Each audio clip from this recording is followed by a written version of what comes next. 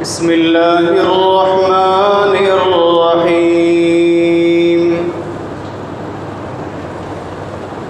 الحمد للہ وکفی وسلام علی عبادہ الذین اصطفی اما بعد فاعوذ باللہ من الشیطان الرجیم بسم اللہ الرحمن الرحیم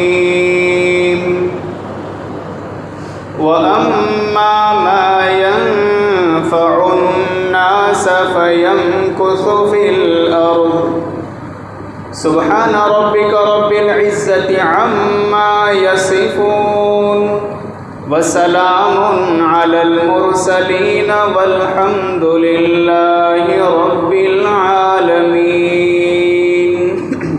اللهم صل على سيدنا ومولانا محمد وعلى آل سيدنا ومولانا محمد وبارک وسلم۔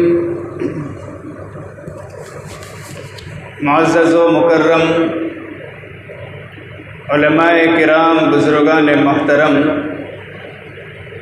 اور حاضرین مجلس، جیسے ہر عمارت کی ایک بنیاد ہوتی ہے، فاؤنڈیشن ہوا کرتا ہے۔ ہر عمارت کی ایک بنیاد ہوتی ہے، فاؤنڈیشن ہوتا ہے، جس بنیاد پر، جس فاؤنڈیشن پر وہ عمارت، وہ بلڈنگ کھڑی ہوتی ہے۔ اسی طرح دین اسلام کی بنیاد سچ بولنا ہے۔ اسی طرح دین اسلام کی بنیاد سچ بولنا ہے، جس پر دین اسلام کی بلڈنگ، دین اسلام کی عمارت کھڑی ہے۔ اور اصول یہ ہے کہ بنیاد جتنی مضبوط ہوتی ہے، بلڈنگ بھی اتنی ہی دیر تک کھڑی رہتی ہے، قائم رہتی ہے، باقی رہتی ہے۔ اسی طرح سچ بولنا یہ اسلام کی بنیاد ہے۔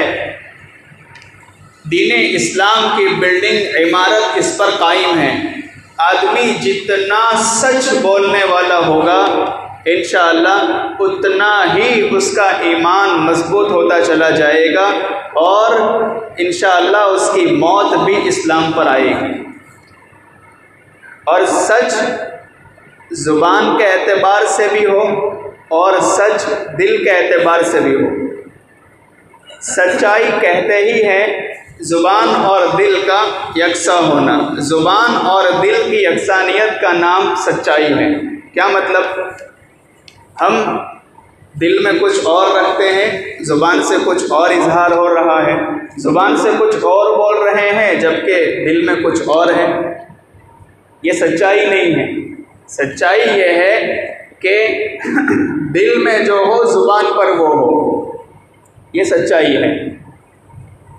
اور کامیاب زندگی کا ایک اصول ہمیشہ یاد رکھیں کہ جب تک بات دل میں ہوتی ہے تو فاصلے ہوتے چلے جاتے ہیں، اور جب وہ بات زبان پر آ جاتی ہے تو فیصلے ہو جاتے ہیں۔ آج کل ہمارے معاشرے اور سماج کا ایک بہت ہی خطرناک ناسور، ایک بہت ہی بڑی خرابی یہ ہے کہ بظاہر ہم دوستی کا اظہار کر رہے ہوتے ہیں، لیکن اندر سے کچھ اور ہوتا ہے۔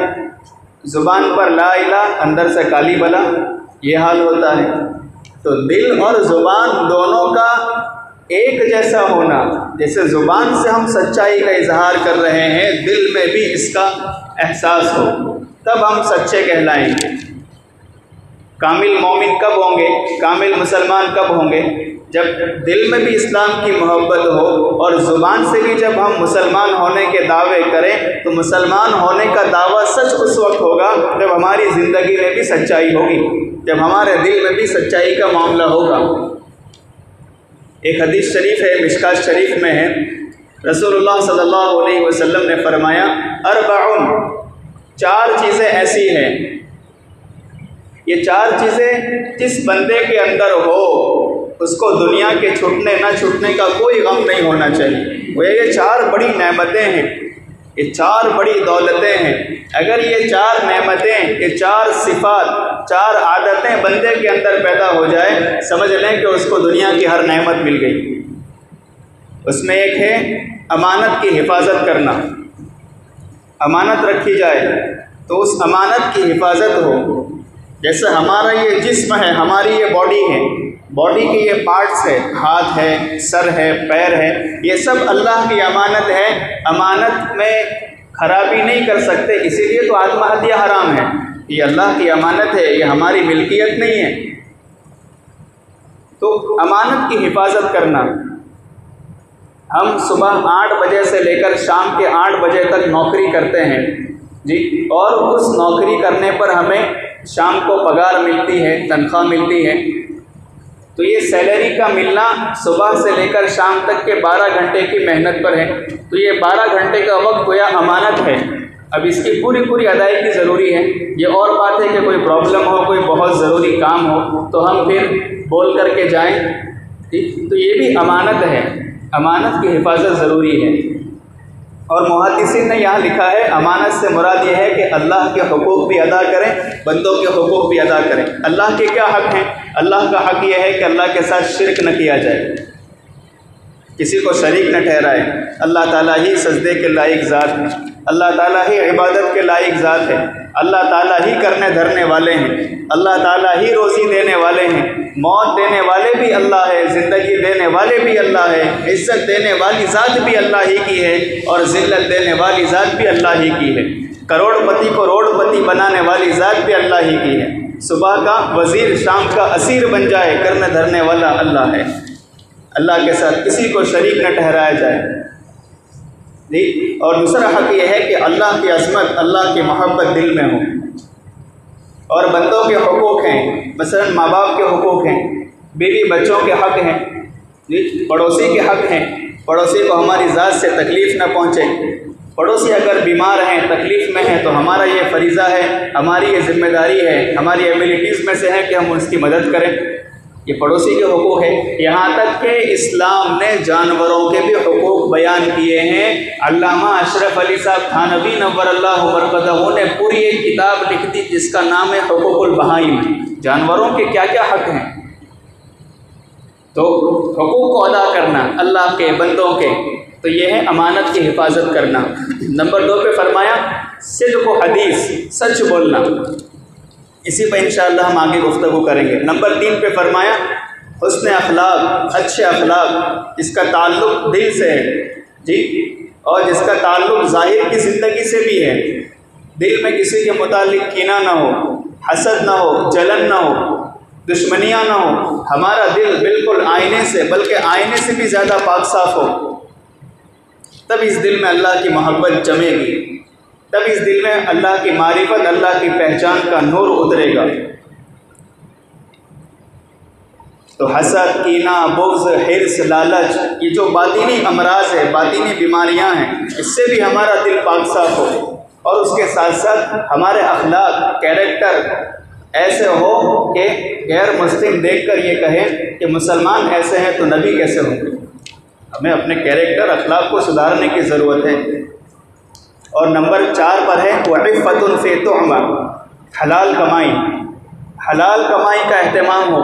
حدیث شریف میں ہے کہ جس بندے کو یہ 4 نعمتیں مل گئی، یہ 4 صفات جس کے اندر پیدا ہو گئی کہ وہ اللہ کے حق کو بھی ادا کرتا ہے، بندوں کے حق کو بھی ادا کرتا ہے، سچ بولتا ہے۔ نمبر 3 اس کے اخلاق، کیریکٹر بھی بہت اچھے ہیں، مس بیہیو نہیں کرتا۔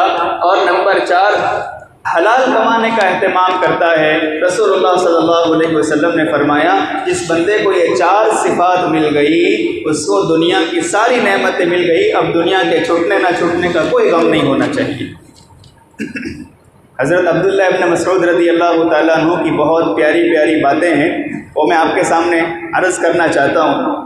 عبداللہ ابن مسعود رضی اللہ تعالیٰ عنہ فرماتے ہیں سب سے زیادہ سچا کلام قرآن ہے، قرآن، ومن اصدق من اللہ حدیثا ومن اصدق من اللہ قیلا، سب سے زیادہ سچا کلام قرآن ہے، سب سے بہتر ذکر اللہ کا ذکر ہے۔ اللہ کے ذکر میں قرآن کریم کی تلاوت بھی شامل ہے، اللہ کے ذکر میں درود شریف، استغفار یہ بھی شامل ہے، موقع محل کی مسنون دعائیں یہ بھی شامل ہے، بلکہ میرے شیخ حضرت مولانا صلاح الدین صاحب سیفی نقشبندی دامت برکاتہم العالیہ، اللہ حضرت کا سایہ امت پر باقی رکھے، اس امت کا بہت قیمتی سرمایہ ہے۔ آپ فرماتے ہیں ہر وہ چیز جو اللہ سے جوڑ دے وہ ذکر ہے، ہر وہ چیز جو اللہ سے جوڑ دے وہ ذکر ہے۔ مدرسے میں پڑھنا پڑھانا یہ بھی ذکر ہے۔ جب قرآن افضل ذکر ہے، قرآن کریم کی تلاوت افضل ذکر ہے، تو قرآن کریم کا پڑھنا پڑھانا تو کتنا بڑا ذکر ہو سکتا ہے۔ تو فرمایا سب سے بہتر ذکر اللہ کا ذکر ہے، سب سے زیادہ سچا کلام قرآن ہے، سب سے بڑا اندھاپن دل کا اندھاپن ہے کہ دل مردہ ہو جائے، اس میں صلاحیت ہی نہ ہو کہ وہ حق اور باطل، صحیح اور غلط میں تمیز کر سکے، اس میں یہ صلاحیت ہی نہ ہو، بالکل مردہ ہو جائے، اور ایسا مردہ ہو جائے جی، اور ایسا دل نہ رہے، پتھر کی سل بن جائے، چٹان بن جائے کہ ماں تڑپ رہی ہو پھر بھی بیٹا نہیں پوچھتا، کیوں؟ اس لیے کہ دل مردہ ہو گیا ہے۔ اس سے دل کو زندہ کرنے کی ضرورت ہے، اسی لیے درس قرآن تفسیر کی ضرورت ہوتی ہے، اسی لیے اللہ والوں کی صحبت کی ضرورت ہوتی ہے تاکہ دل ہمارا زندہ ہو۔ اور نمبر 4، سب سے بڑی شرمندگی قیامت کے دل کی شرمندگی ہے، اللہ حفاظت فرمائے۔ نمبر 5، سب سے بہترین دولت دل کی بے نیازی ہے، کسی سے سوال نہ ہو۔ نمبر 6، سب سے بہترین زاد سفر توشہ تقویٰ ہے۔ ہم سب اس دنیا سے جانے والے ہیں، طویل سفر ہے ہمارا، اس سفر میں توشہ تقویٰ ہے، جتنا متقی اور پرہیزگار ہوگا اتنا ہی یہ سفر آسان ہوگا۔ نمبر 7، سب سے بری کمائی سود کا کاروبار ہے، اللہ ہماری حفاظت فرمائے۔ ایک واقعہ عرض کر دو، مناسب سمجھتا ہوں۔ ایک صاحب اپنے بیٹے کے ساتھ سفر میں تھے، باپ بیٹا دونوں سفر کر رہے تھے، اچانک باپ کا انتقال ہو گیا۔ انتقال ہوا تو صحیح، لیکن باپ کا چہرہ سور کی شکل میں تبدیل ہو گیا۔ انتقال تو ہوا، ہونے کے ساتھ باپ کا چہرہ سور کی شکل میں تبدیل ہو گیا۔ اب بیٹا اکیلا ہے، سفر ہے، کوئی نہیں ہے، بہت پریشان ہوا۔ انتقال پھر کہ باپ کی شکل کا بدل جانا، اسی پریشانی میں اس کو نیند آ گئی۔ جب آنکھ کھولی، جب آنکھ بند ہوئی تو کوئی کہنے والا کہہ رہا تھا کہ بیٹا ہمیں بھی معلوم ہے کہ تمہارے باپ کا انتقال ہوا ہے اور اس کا چہرہ بالکل سور کی شکل میں تبدیل ہوا ہے، غم نہ کرنا، پریشان نہ ہونا، تم کو پتہ ہے تمہارے باپ کا چہرہ کیوں سور کی شکل میں تبدیل ہوا؟ اس نے کہا نہیں۔ کہا اس لیے کہ تمہارا باپ سودی کاروبار کرتا تھا، بیاج کھایا کرتا تھا، اللہ تعالیٰ کو اتنا غصہ آیا کہ اللہ رب العزت نے موت ہوتے ہی اس کے چہرے کو سور کی شکل میں تبدیل کر دیا۔ لیکن بیٹا بشارت بھی حاصل کر، خوشخبری حاصل کر کہ اب تیرے باپ کے چہرے کو صحیح کر دیا گیا ہے۔ کیوں؟ اس لیے کہ تیرے باپ کی ایک اچھی عادت یہ تھی کہ جب وہ اللہ کے رسول کا نام سنتا تھا تو درود شریف پڑھتا تھا۔ اللہ تعالیٰ کو یہ ادا اتنی پسند آئی کہ اللہ تعالیٰ نے تیرے باپ کے چہرے کو دوبارہ صحیح کر دیا۔ اندازہ لگائیں سودی کاروبار کی کتنی برائیاں ہوتی ہے، کتنا خطرناک انجام ہوتا ہے۔ اللہ سے مانگیں، یہ ایک پیغام عافیت ہے، بالکل برا نہ لگائیں، ہم اپنے کاروبار کو بالکل صحیح کرنے کی کوشش کریں۔ پارٹنرشپ میں کاروبار ہوتا ہے، اپنی پارٹنر کو دھوکہ دے کے پیسہ کما رہے، یہ حرام کمائی ہے، اللہ حفاظت فرمائے۔ آگے فرمایا سب سے بڑا پھندا عورت کا پھندا ہے، اس کی جال سے کوئی بچ نہیں سکتا، بڑے سے بڑے پہلوان بھی یہاں مات کھا جاتے ہیں۔ آگے فرمایا سب سے بڑا گناہ شراب کا پینا ہے۔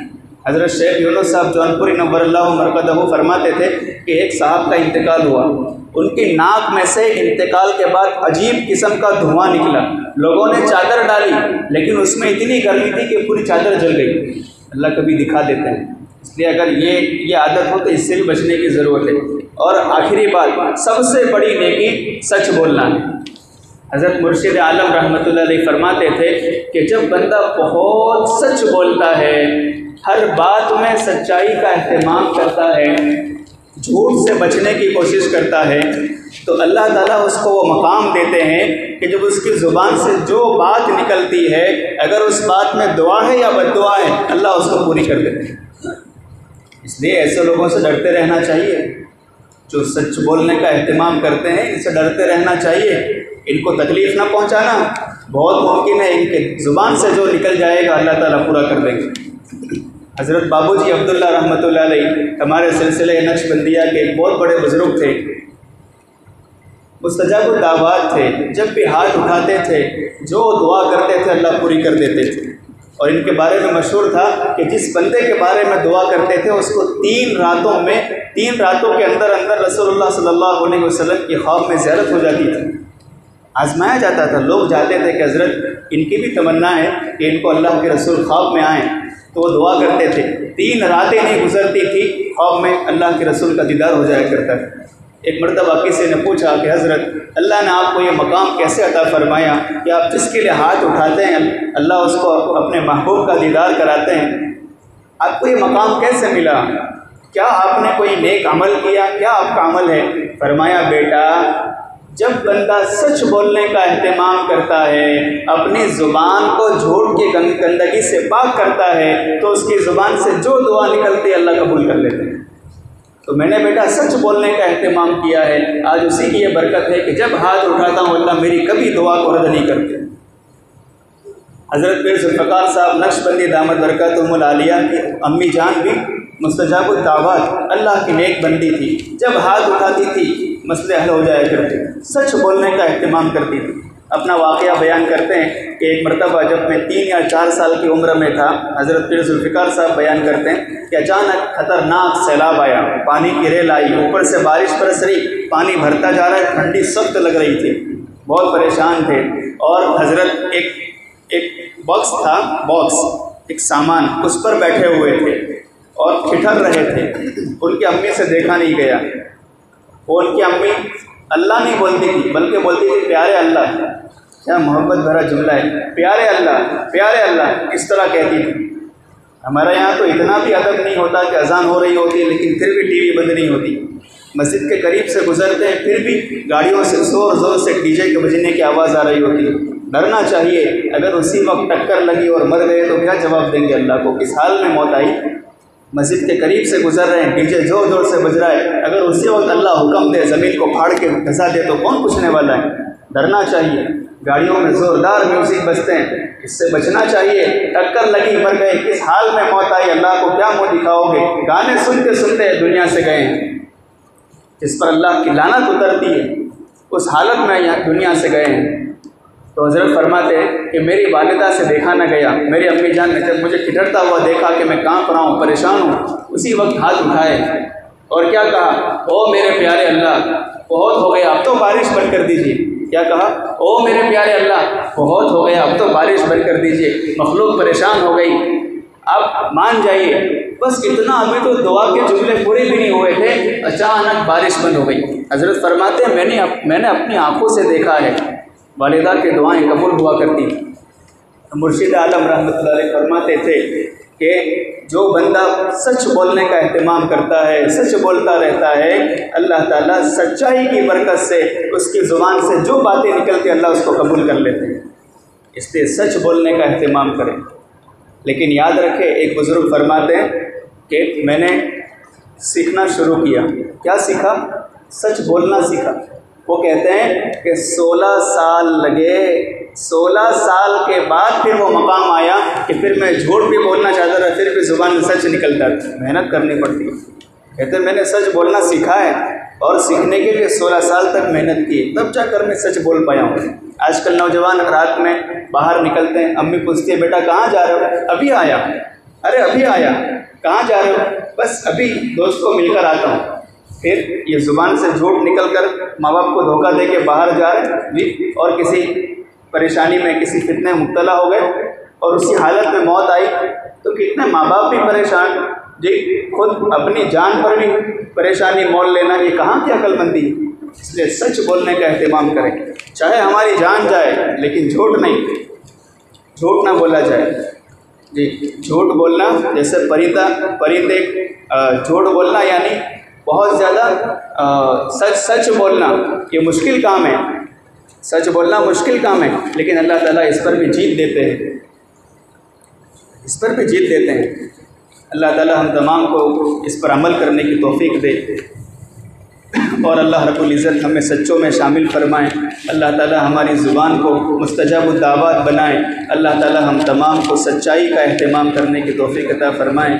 ہمارے دلوں کو بھی اللہ تعالی پاک صاف فرمائیں، دلوں میں بھی سچائی عطا فرمائیں، زبان پر بھی سچائی عطا فرمائیں۔ آمین بحرمت سید المرسلین و خاتم النبیین صلی اللہ علیہ وسلم۔ وما علینا الا البلاغ وآخر دعوانا ان الحمد للہ رب العالمین۔ السلام علیکم ورحمۃ اللہ وبرکاتہ۔